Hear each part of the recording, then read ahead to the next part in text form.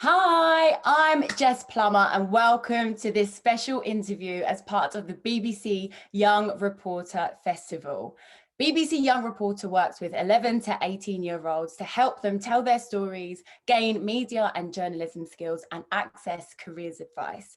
Today, we are going to learn more about the Rio Ferdinand Foundation, who also work to support and empower young people, just like the individuals that have sent in their questions for today's event. I am absolutely delighted that Rio is here today. Rio, thank you so much for joining us for the BBC Young Reporter Festival. How you doing, Jess? You okay? I'm good. I'm good. This feels like an honor. I feel like, what the hell? I'm talking to Rio Ferdinand. This is huge. We've not got you for long, so why don't we kick off straight away with a question from Brian. Hi Rio, my name is Brian, I'm 14 years old.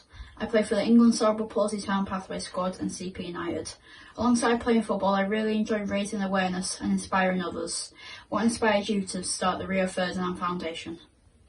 I'm glad to see him. I've heard about this boy already. Like I know Brian's been speaking with the foundation, the team there, and obviously I just want to wish him all the best with his football with the England Cerebral Palsy team. But listen, at the end of the day, starting a foundation is a big undertaking. A lot of young people think about doing these type of things, and we're in our 10th year now. It's the 10th anniversary this year doing it. So it's been great, but it was really set up to help change lives, have some inspiring stories that come out of that, and create leaders within communities from the next generation of kids. I grew up on a council estate in Peckham, so the people I looked up to, other than my immediate family, were the people that ran that adventure playground, the youth leaders.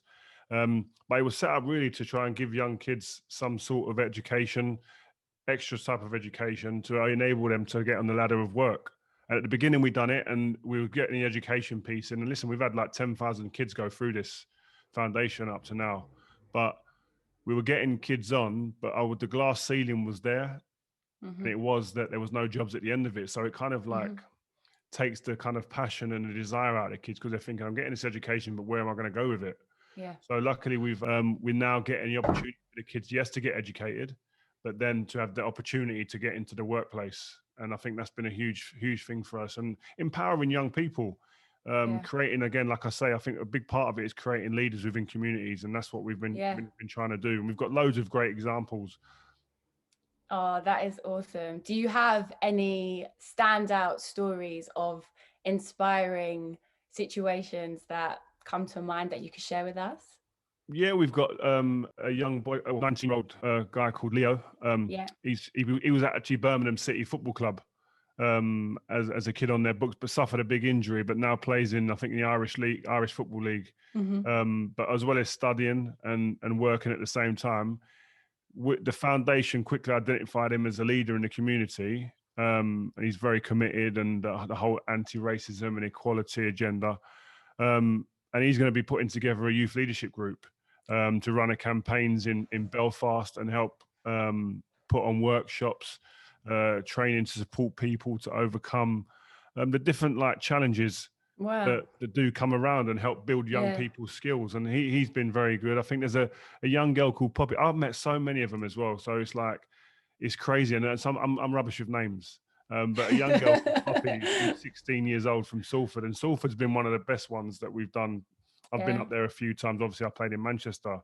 She had to overcome, like many of the kids, overcome quite a few different issues in her personal life. But she's been supported by the foundation for the last couple of years. And in that time, she's gone on to being from a bright young kid on the periphery of the group, to really a confident young woman who is taking actually the leadership role within that community. And she's doing the training now in sports and media courses, which we provide, as well as the employability piece. And last year she recorded a spoken word track actually for our youth voices project that we had, that was put to music, and it got over 500,000 hits on social media. So no way. Yeah, so it's really good, man. And to see the kids that had it builds confidence as well. For the next phase of their life, from being kids that maybe didn't have that confidence. And I think it's a big part of the foundation's job and duty to do that. Yeah, that's so inspiring. That's incredible. Rio, you touched on it slightly just then before. This year is the 10th anniversary. That is huge. Are you going to be celebrating? How will you mark that moment?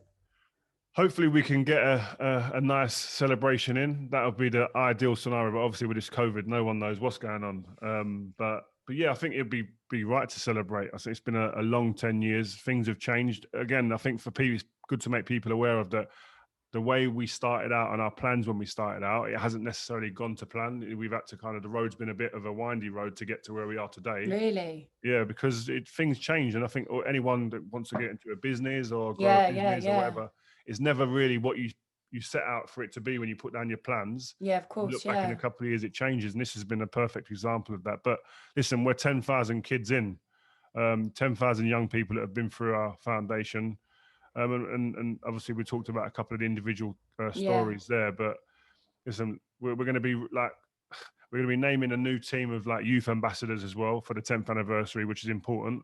So it's going to be really good.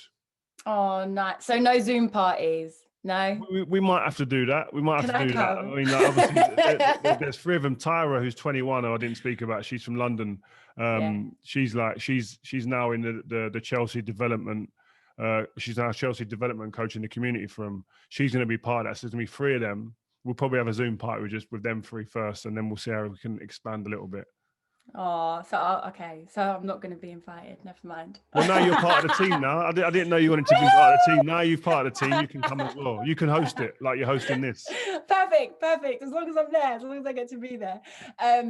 Cool. So Rio, you touched on briefly earlier about the new campaign to tackle racism within the foundation. Could you tell us a little bit more about that? Yeah, again, for our 10th anniversary, we decided that we needed some sort of new issue, a campaign and a program that we could shine a light on, so that as we're coming out of the pandemic, we can have something new that we're focusing on. And I think inequality in all areas of society and racism in particular. Yeah. They're key issues, and they're affecting young people. We know that from the media, what we've seen recently, especially. So we're going to try and give the young people the skills, the opportunities, and the platform to come up with solutions within their communities to help.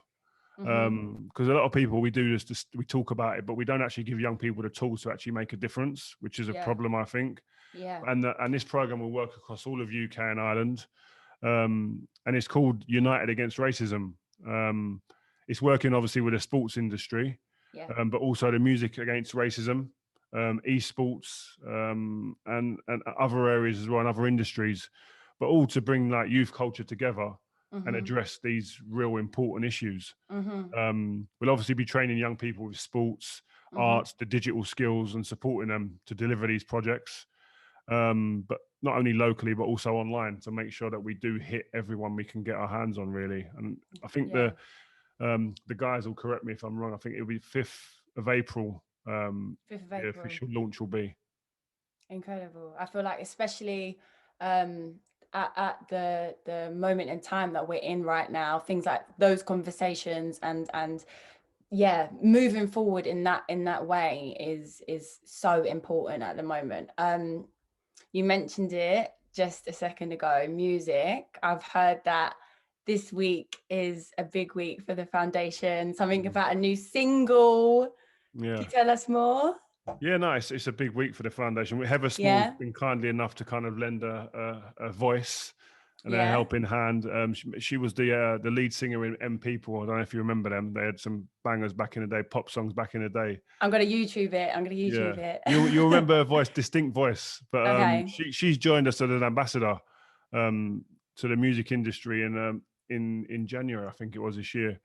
But she came up with the idea of a single, obviously to shine a light on United Against Racism, the campaign that we've got, but also to raise funds for our young people to deliver these projects. So the single's called United Together, and it's released today. So make sure you download it, go and get it, be a part of the process in trying to help these young people to help build confidence and talk about and understand racism in their communities. So she'll be working with us with all the young people throughout the campaign as well. So she's not just going to do the song and then go away. We get other artists as well involved. And if anybody sees this and wants to be involved, please don't feel ashamed or embarrassed to reach out. Reach out, and we'll hopefully be able to confirm any new people throughout the year. Oh, so many opportunities. That is amazing.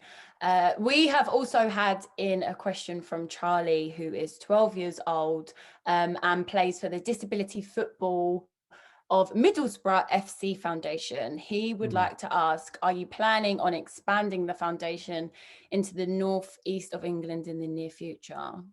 Unfortunately, not just yet. Yeah. But listen, we've got good connections with in the northeast for our partners. I think it's with a group called Hope Collective, and the people from that area. Listen, you can get involved in a United Against Racism campaign, no matter where you are, because online with technology nowadays, you can do that. So get involved still online, although when our footprint isn't there physically, but again, online, you can join the campaign and feel a part of it, definitely from afar. Amazing. Perfect. We have had lots of questions in from young people around mental health and well-being. Hopefully you don't mind answering some of them. First up, we have Ryan from Somerset. Hi Rio, I'm Ryan, I'm 17 and I'm a young referee for Somerset FA. As someone who faces abuse each week on a football pitch, how can your foundation help people like me with their mental health? Good question. Yeah, listen, I think it's a shame that you have to go through that as a young referee. I think you're giving up your time. It's a difficult position to be in as well. But the foundation, you can get online and reach out, and we'll have people that will be there to kind of help and support you in that sense. But I think it's also comes down to you. Communication is huge in these situations. If you communicate with the people in the right tone and the right manner, you'd like to think you get a level of respect back. And I also see it on the pitch. If a referee spoke to you and was like, "Listen, guys, man, like I'm giving up my time. I don't need this abuse. Let's just play the game," type thing, and just really just be calm with it.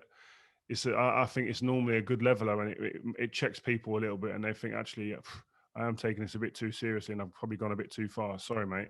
So I'd like to think that would be a good way for you to deal with it. But I think the mental health side of things, I think, again, you've got to talk to people. If you're having issues, if you're having problems, before, during, after games, talk to people, man, because the more you keep it inside, I think the more damage you're doing to yourself.